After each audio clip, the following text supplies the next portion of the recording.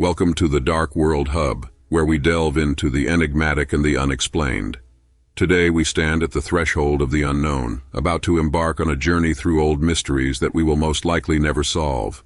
From the paranormal, to the bizarre and unsettling, to the just plain creepy, these mysteries have no known answer, and they probably never will.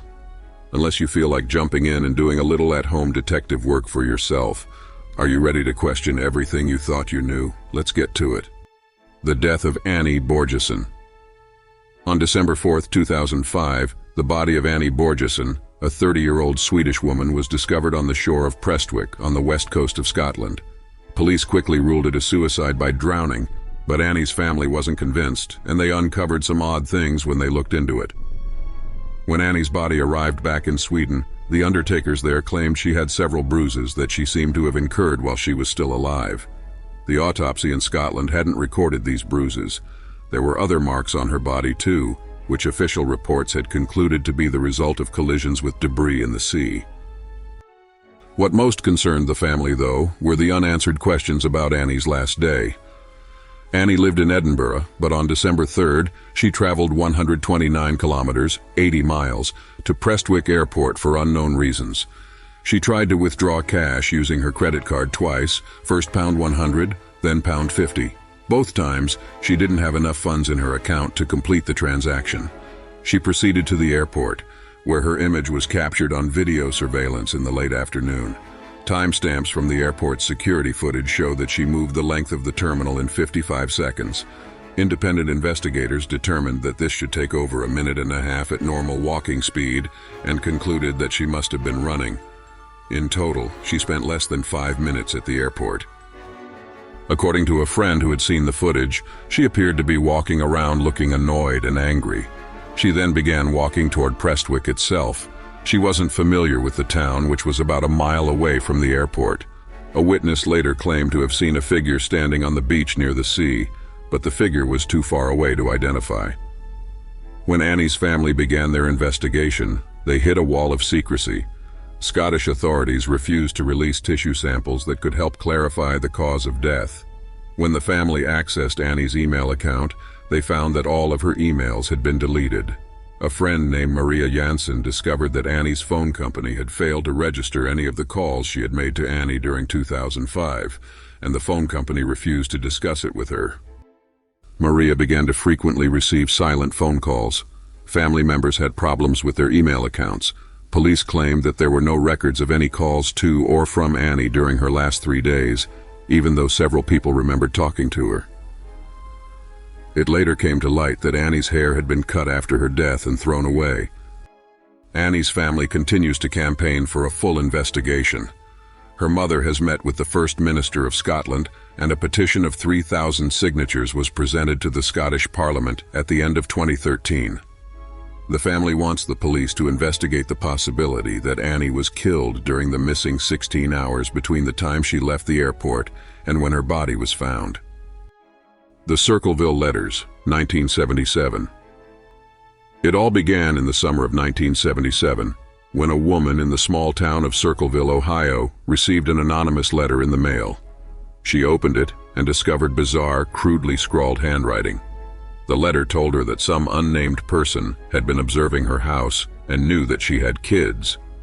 Furthermore, the letter writer knew something no one else did, that she was having an affair with the local school superintendent. Alarmed, the woman rightly felt fear that somebody was watching her and keeping a close eye on her family. But things would only get so much worse from there. Several weeks later, the letter writer mailed another letter to the woman's husband. The writer informed him of the affair and encouraged the husband to kill both his wife and the school administrator with whom she was cheating. After 2 weeks and no action taken, the letter writer fired off yet another anonymous piece of mail to the husband, goading him to take action. Enraged, the husband grabbed a gun and jumped into his car, telling witnesses that he was going to go kill the letter writer, implying he knew the person's identity.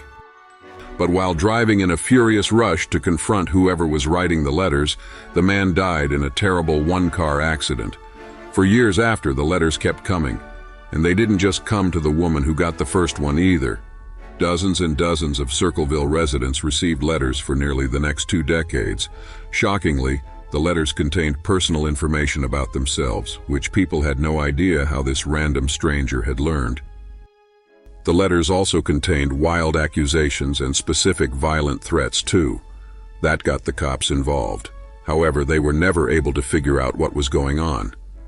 To this day, the letter writer and their motives for turning Circleville upside down both remain a complete mystery. The disappearance of Flight 19, 1945. On December 5, 1945, 5 Avenger torpedo bombers flying for the U.S. Navy as Flight 19 on a mission just off the coast of Florida completely disappeared and were never heard from again. The 5 bombers had been sent out on a training flight from Naval Air Station Fort Lauderdale in South Florida. At some point in the flight, though, the main navigator in the first plane became disoriented as to where the group was going, and they lost track of their direction heading back to the mainland. Tragically, the planes were never seen again, and all 14 men who were flying as part of the crew on those 5 planes that day were lost forever. To make matters even worse, a Martin PBM Mariner flying boat was dispatched to go search for the men on a recovery mission, and it too was lost along with its 13 crew members during the search for Flight 19. There have been many theories about what happened to Flight 19. Some say the tricky situation in the Bermuda Triangle was the thing that caused those planes to disappear. Others say they were attacked and swooped up by aliens, or other even more fanciful and frankly ridiculous theories. The most common and sensible prevailing theory is that the flight leader, Lieutenant Charles C. Taylor, struggled to navigate after his compasses stopped working. Then, he mistakenly thought a series of small offshore islands east of land was the Florida Keys to the south.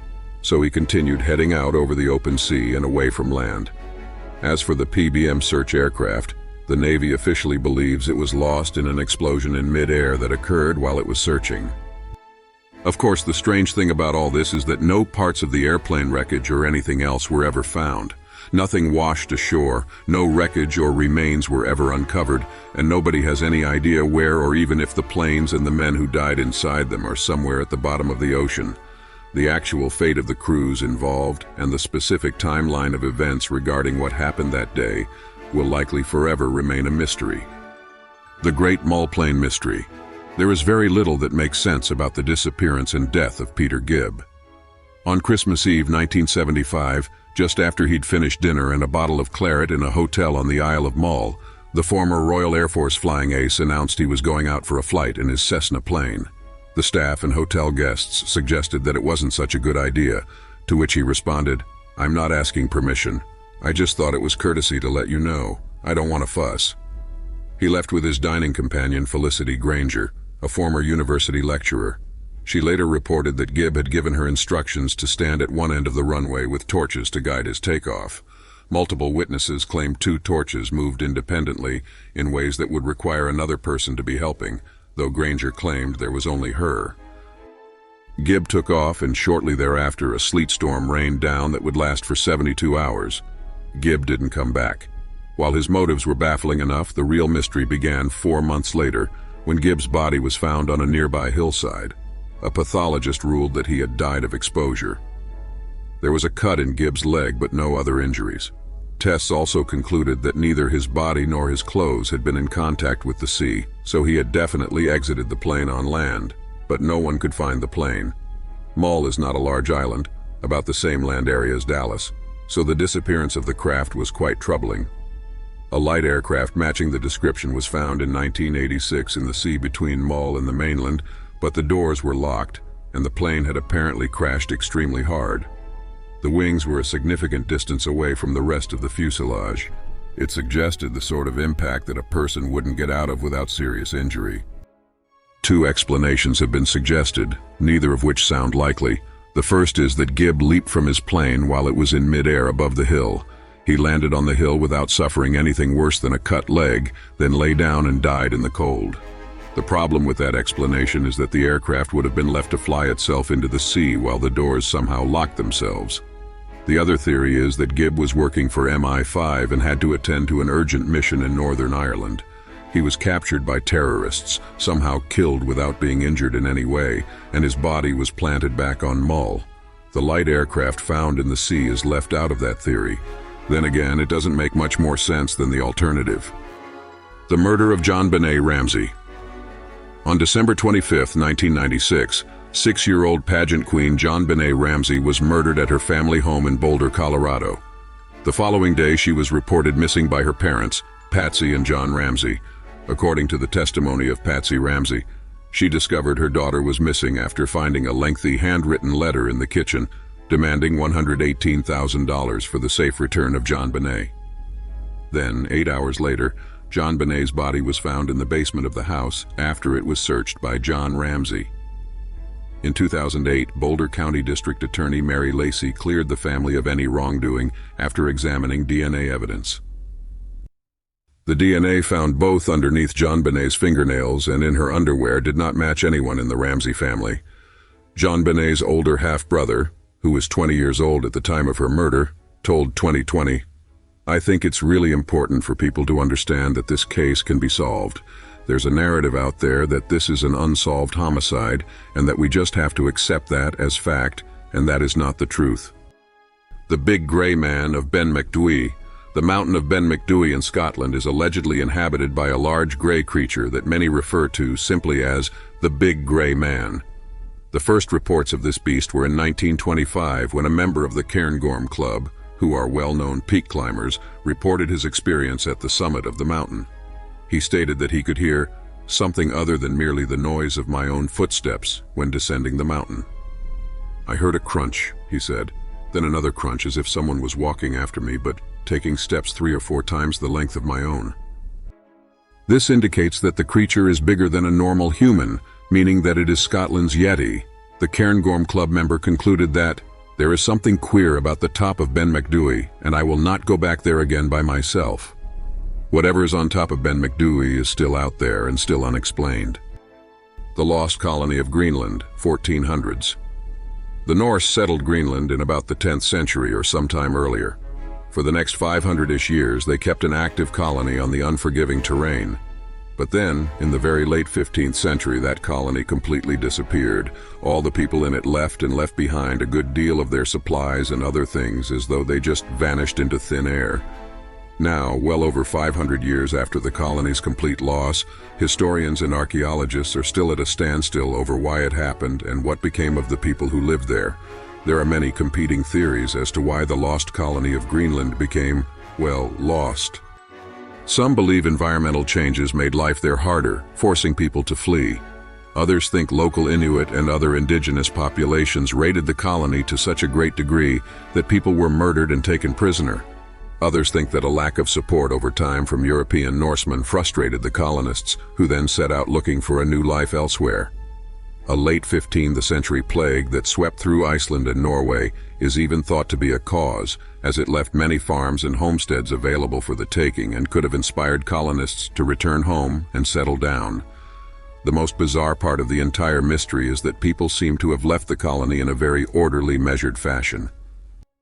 If Inuit raids were to blame for the disappearance, the colony itself would have been left a trashed and messy disaster when Viking sailors later came upon it to discover it had been deserted. It wasn't trashed, though, and no current-day archaeological evidence from these ancient farm sites indicates any sign of attack. Starvation is thought to be unlikely, too. Were the colonists impoverished to the point that they simply wanted to flee for better land further south? Did they grow weary of the difficult world of living in Greenland? It's been so many centuries now, and we will almost certainly never know the answer. Where is Susan Powell? Everything that happened after a neighbor left Susan Powell's home on the afternoon of December 6, 2009, was strange and ultimately tragic. The whole Powell family was reported missing on December 7th by their relatives after Susan's mother-in-law and sister-in-law didn't find anyone when they arrived at the Powell home. Susan's husband, Joshua, arrived home in the late afternoon with their sons, Charles and Braden, in tow, claiming the 3 of them had been camping in Simpson Springs. On December 9th, police found small traces of Susan's blood in the Powell family home, as well as a letter written by Susan in which she expressed that she was afraid for her life. Braden, in the meantime, had drawn a picture of a van with 3 people inside while at daycare, and told a teacher that his mommy was in the trunk. Charlie, on the other hand, told police that he and his brother went camping with both his mother and father, but that his mother didn't return with them. By December 10th, police had searched for and failed to find the campsite Joshua spoke of. During the investigation, a secret will and a very disturbing video made by Susan was discovered. It was also discovered that Joshua's father, Stephen, had been obsessed with Susan and took pictures of her without her knowing. Police were soon convinced that Joshua killed Susan and roped in his brother Michael to help him get rid of Susan's body. There wasn't enough evidence to charge them, however, and now police will never get the chance to. On February 5, 2012, Joshua Powell attacked his two sons with a hatchet and then set off a gas leak explosion, killing them all. A year later, Michael Powell jumped off a parking structure in Minneapolis and died on impact. The investigation in Susan Powell's disappearance has been closed without her body being found. Her family hasn't given up hope and continues to search, in the hope of gaining some small form of closure. The Ann Arbor Hospital Murders. The summer of 1975 was a horrifying time to be a patient at the Veterans Administration Hospital in Ann Arbor, Michigan. During a 6-week period, 35 patients suffered unexplained respiratory attacks and 11 of them did not survive. An FBI investigation was launched, uncovering evidence that most of the victims had received unauthorized injections of Pavilon, an anesthetic muscle relaxant, through their intravenous feeding tubes. Suspicion turned toward two Filipino nurses, Leonora Perez and Filipina Narciso, who both happened to be working on the shifts when these supposed injections took place. One of the surviving victims even identified Perez, claiming she had entered his room and run off right before he suffered his respiratory attack. Even though both nurses protested their innocence and the evidence against them was circumstantial, they were indicted on 10 counts of poisoning, 5 counts of murder, and 1 count of conspiracy. They were convicted in July 1977. However, the nurses' trial was controversial and marred by accusations of racism.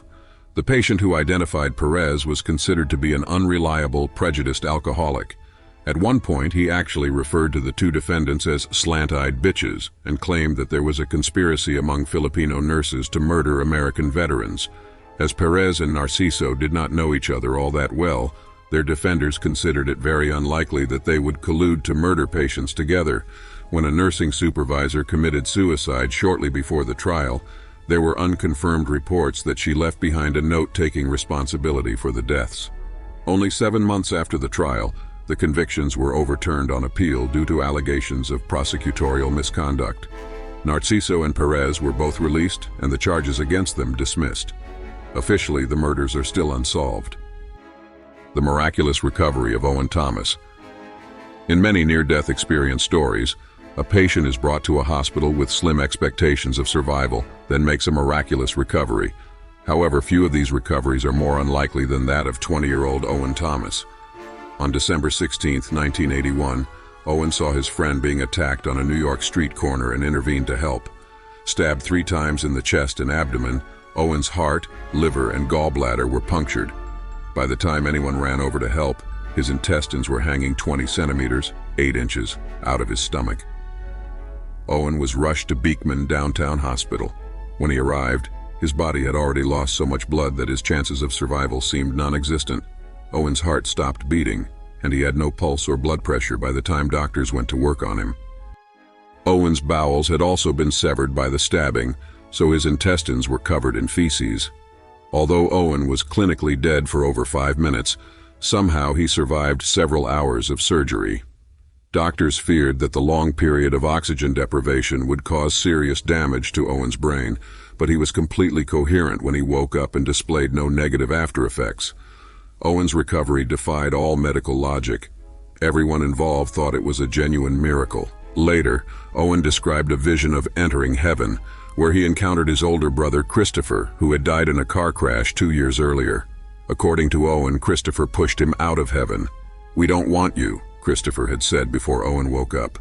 Owen Thomas's unlikely recovery remains one of the more miraculous near-death experiences on record. As we wrap up today's journey through the shadows of the unknown, it's clear that some mysteries are destined to linger in the corridors of time, untouched by the light of truth. These enigmas challenge our understanding and provoke our curiosity, leaving us with more questions than answers. But isn't that the beauty of it? The thrill of the chase, the allure of the unsolvable. Now it's your turn to dive into the discussion. What are your thoughts on these enduring mysteries? Do you have theories or insights that could shed light on these mysteries? And most importantly, are you hungry for more? If you're as captivated by these tales as we are, and you're itching for a part 2, let us know in the comments below. Your curiosity fuels our journey, and together we can continue to explore the depths of the unknown. Don't forget to like, share, and subscribe to stay connected with our community of mystery seekers. Until next time, keep questioning, keep wondering, and who knows? Maybe one day we'll uncover the answers together.